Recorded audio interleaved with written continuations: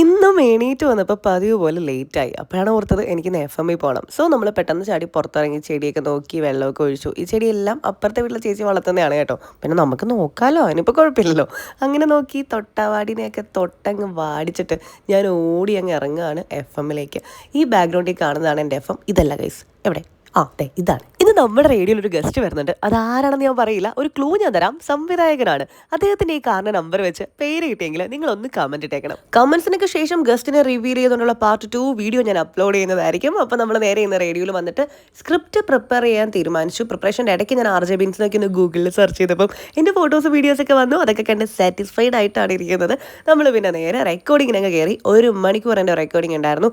Recording എല്ലാം കഴിഞ്ഞ് വന്നാൽ പിന്നെ ഒരു കാപ്പി, അത് നിർബന്ധമാണ്. വൈകുന്നേരങ്ങളിൽ ഞങ്ങളുടെ റേഡിയോയുടെ ഏത് ഭാഗത്ത് നോക്കിയാലും നല്ല കിടിലം വ്യൂ കിട്ടും. മാന്നാനൊക്കെ ഫുൾ അങ്ങ് എക്സ്പ്ലോർ ചെയ്യാൻ പറ്റും. അങ്ങനെ വ്യൂ ഒക്കെ കണ്ട് ആസ്വദിച്ച് ഞാൻ നേരെ എൻ്റെ വീട്ടിലേക്ക് ഇറങ്ങുകയാണ് കേട്ടോ.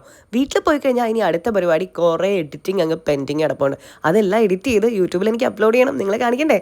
അപ്പോൾ എന്തായാലും ഇത്രേ ഉള്ളൂ. Okay, by.